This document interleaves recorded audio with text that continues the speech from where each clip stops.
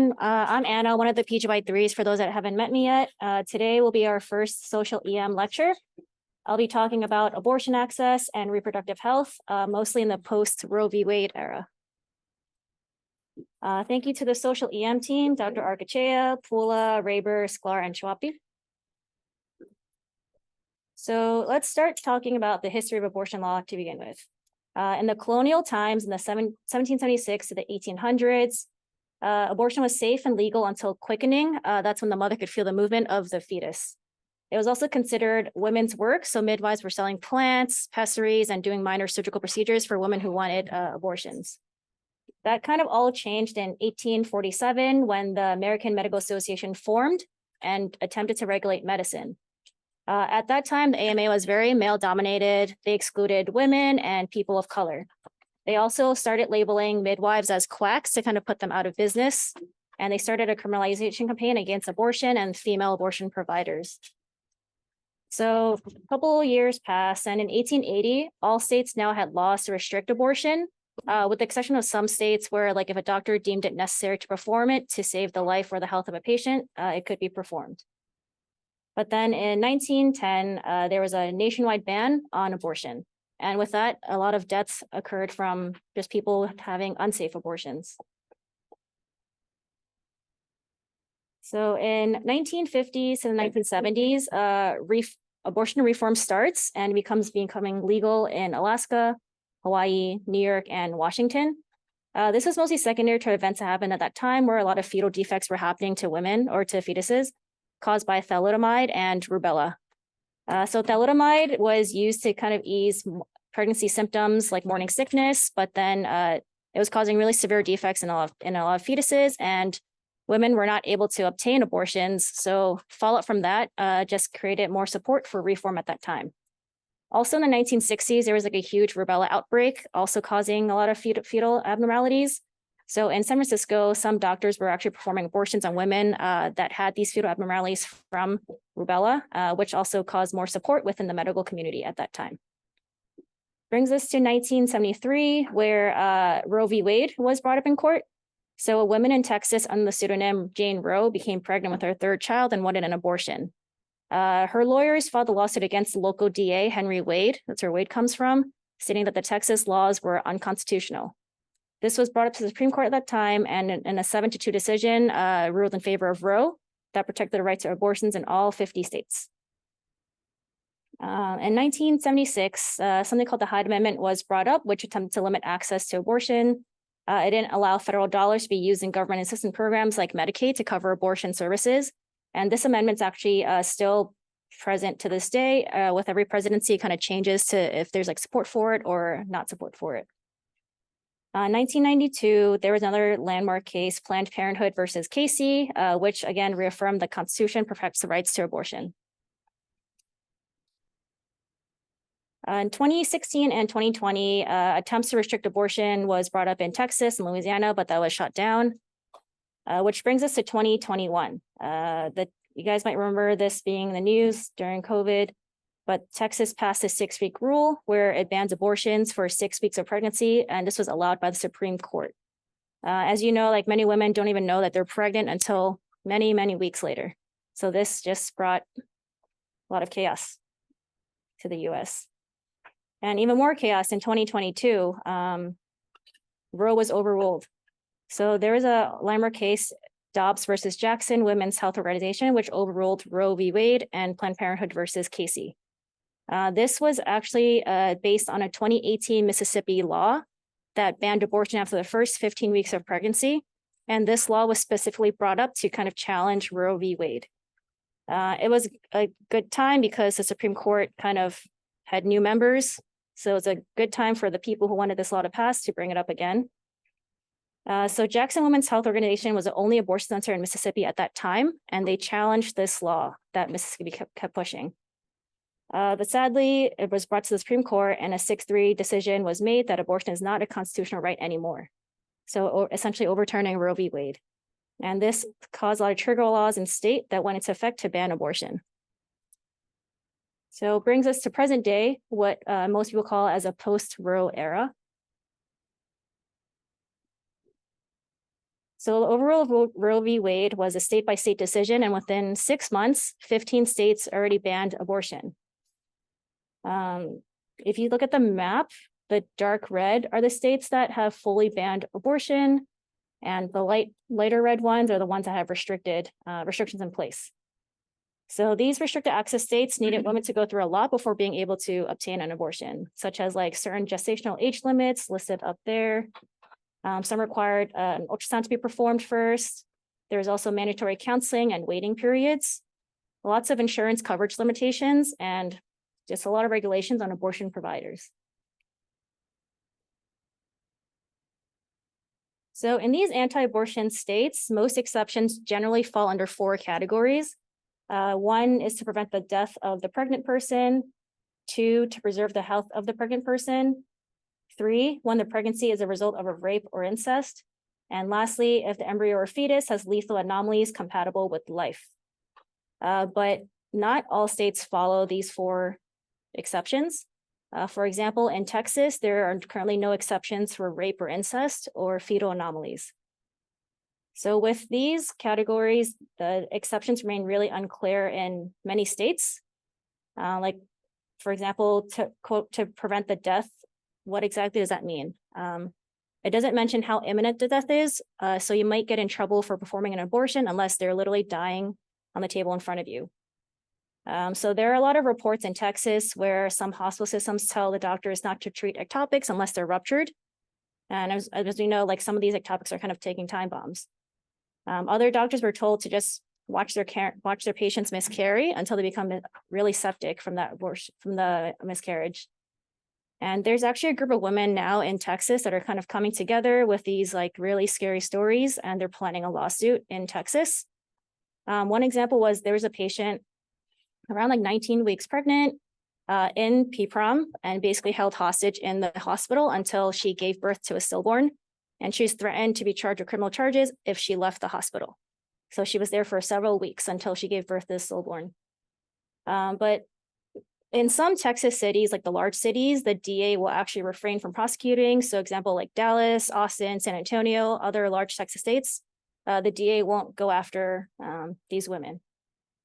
So there's also criminal prosecution against anyone performing or aiding the abortion, but the patient herself will not get criminally charged. So in Texas, anyone who is any way related to the patient getting the abortion, such as like the medical personnel performing it, any family member that pays for the procedure, even the pharmacist that dispenses the medication, or even anyone who drives the patient to the hospital, they can all get charged, but not the patient. So there's actually no laws against women crossing state lines. So women can still go to the nearest state that they can to get the much needed abortion that if they do want that. And so firstly, like, what is it like being a mother in the US? The US actually has the highest mortality rate amongst all the healthy nations. If you look at the chart up there, first would be Mexico, then Chile, then Hungary, then Turkey, and United States is 5th on that list. I think this was in 2020, I believe. Most of the deaths actually occur postpartum, about like 1/3 to half of the deaths, because we're the only like wealthy country to not guarantee access to provider home visits or paid parental leave in the postpartum period. In addition to like access to insurance, some of the other wealthy nations will guarantee insurance for women who are pregnant. And so what is it like being a woman of color in the US? As Dr. Riggins was talking about earlier, Black and Native American women have a higher mortality rate compared to white women. Native women die 4.5 times the rate compared to white women, and Black women die 2.6 times the rate compared to white women. Most of these inequities are rooted in racism and discrimination. These differences persist even when controlling for SES, such as like income and education level. Linda Villarosa wrote this book, Under the Skin, The Hidden Toll of Racism on American Lives and the Health of Our Nation. And she said, college-educated Black mothers are more likely to die, almost die, or lose their babies compared to white mothers who haven't finished high school. And as you know, like even Serena Williams, very famous Black athlete, she faced a lot of like racism when she was in the hospital, when she was having her baby too. She kept saying she couldn't breathe, having chest pain. Everyone just kept writing her off as like, oh, you're fine. It's just typical postpartum care, but she had like a huge PE. And that's for Serena Williams, who is a big name. And so the post-Roe era will likely widen all these disparities. These disparities are actually seen during COVID when Black mothers were dying at even higher rates. And so what is it like being a pregnant woman in these anti-abortion states? More restrictive abortion laws will equal more abortion-related maternal deaths, as unsafe abortions is one of the most common causes of maternal morbidity. In these states, there's likely less resources for these women. There's fewer maternity care providers, which will worsen as providers will leave the state because they can't practice medicine how they want to. There's gonna be more maternity deserts. Maternity deserts, there's only 6 states that have just one abortion clinic in operation. And this will also worsen as more facilities will shut down as they're all, again, prevented from doing medicine as they should. Also in these states, there's less health insurance coverage, and with like the restrictions that against abortion, there's gonna be probably less coverage in the post-Roe era too. And so there's a 2023 report by the Gender Equity and Policy Institute. They called it the State of Reproductive Health in the US. They were looking at data from 2020 and past, but in the context of these anti-abortion states. And listed in the pink box are basically their key findings. And in general, there's just going to be worse outcomes for women in states with these anti-abortion laws. They're less likely to enact policies to improve outcomes for new parents and babies. Women are 2 times more likely to die during pregnancy, intrapartum, and postpartum compared to women in the more supportive states, especially women of color. Pregnant or postpartum Black women in those states were 3 times more likely to die compared to white women. In these states, there's also twice as high of a teen birth rate, twice as high rate of uninsured single mothers, and maternal mortality in these states did double from 2018 to 2021, but this is likely from COVID at that time. So again, this was based on like 2020 data and in the past, but there are clear differences even before the overrule of Roe v. Wade, and this post-Roe era will likely widen these disparities even more. And so this chart is showing maternal deaths grouped by state abortion status. So the dotted line is a US average. The tan line is the number for the banned states, and green is for the more supportive states. Same thing, but bar graph. This one is showing you the maternity care resources by state abortion policy. You can see that in the black bar, it's the abortion access states, so the supportive states, and the orange is abortion restrictive states, so the anti-abortion states. There's less resources there. This is per 10,000 births.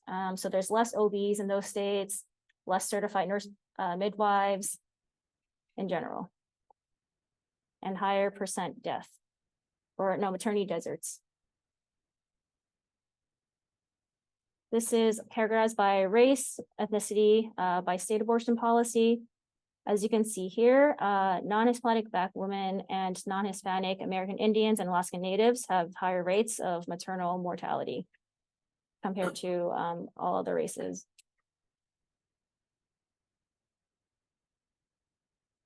And so in these supportive states, it shows better outcomes for women in general. There's higher rates of survival for mothers, newborns, and young children.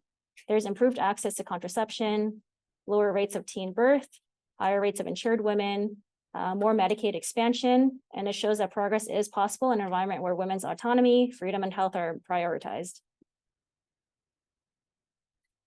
So what can we do as ED physicians? ASAP wrote a great article about how to deal with these issues in a post-Roe era. And a lot of patients are going to be coming to the ED looking for options. So we can always provide clinic referrals to our OBGYN clinics. A great thing to do is also to include the weeks of gestation and discharge papers, so women kind of know like how much time they have if that is what they choose to do. Also, something to be aware of is something called self-managed abortions, or SMAs. These are abortions obtained outside the formal healthcare setting. These could be like medicines and herbs obtained online, blunt abdominal trauma, self-induced or induced from someone else, or introduction of instruments inside the intrauterine cavity. So these are actually clinically indistinguishable from miscarriages. Patients may or may not tell you that they had attempted something in the prior to seeing you. Mifepristone and misoprostol are obtained online. They're actually pretty safe and effective in patients who are able to date their pregnancy. And so SMA is actually a crime in 3 states after 22 weeks. So if you ever practice in like Oklahoma, South Carolina, or Nevada, just be very wary of that and don't mention anything that doesn't need to be mentioned in any like documentation. And so we can also always work with the patient for pain or active bleeding, like ultrasound for retained products, check for viable IUP or ectopic pregnancy, and consult our OB/GYN consultants as needed. In some EDs, they'll actually offer a bedside manual urine aspiration for any unstable bleeding or inadequate follow-up. Currently at King's, we don't have that. And also beware of things called crisis pregnancy centers or CPCs. These are fake clinics that outnumber the number of like legitimate health clinics by a 3-by-1 number. They appear to be legitimate health clinics, but there's actually no medical personnel on site, and they typically have to be transparent about what they offer or what they don't offer, but a lot of them don't do this, and it's actually against the law. The sole purpose of these sites is to dissuade women from like aborting their pregnancy. There are 11 in New York City, 120 in New York, and 4,000 across the country. And in New York City, these 11 are clustered around low-income communities and communities of color. They will use words and tell stories to scare the patient, to prevent them from getting an abortion. They'll tell them things like, oh, you're going to die from the abortion. They refer to the fetus as a baby. They call the pregnant woman a mother, and they use words such as like murder and killing. They also tell the patient things like abortions will cause cancer or sterility to kind of further scare the patients from getting what they desire. And they will keep finding ways to have you return so that your options start to dwindle. So then, like, let's say a woman's like 11 weeks long, they're going to have them come back later at like 12 weeks, then 14 weeks. And then by that time, they're going to have no more options and they have to basically carry on with their pregnancy. So if patients ask you any questions that seem like really far-fetched and like, oh, where did you get this from? They might have visited these centers and their own research, but it's like our job to just take time to properly educate them and just answer any questions they have without kind of being judgmental, because they're getting this information from somewhere. And you see, this is Pro-Truth Initiative. It's backed by the Planned Parenthood. It's just protruthnewyork.org, which shows you any sites, like non-hospital sites that will offer pregnancy. The ones that have a plus on it are actual sites, and the ones that have the hazard sign are, as you expect, they're fake sites or these CPCs. So if you click on one of them, you'll see it says the name is Pregnancy Help Incorporated. So you think you're going to get help for your pregnancy, but this is actually a fake clinic, aka a crisis pregnancy center, and it tells you to just use caution when visiting the center. And so just like to quickly touch base on what abortion care is, we had that great lecture last week. There's medical abortion and surgical abortion. So for medical abortion, it's up to 12 weeks of pregnancy. You can use mifepristone or misoprostol. Mifepristone is a progesterone antagonist, which stops progression of the pregnancy. And the misoprostol is a prostaglandin analog, which will soften and dilate the cervix and cause uterine contractions to expulse the fetus. For surgical abortion, up to 12 weeks, you can do a DNC, and after 12 weeks is a DNE, dilatation and evacuation.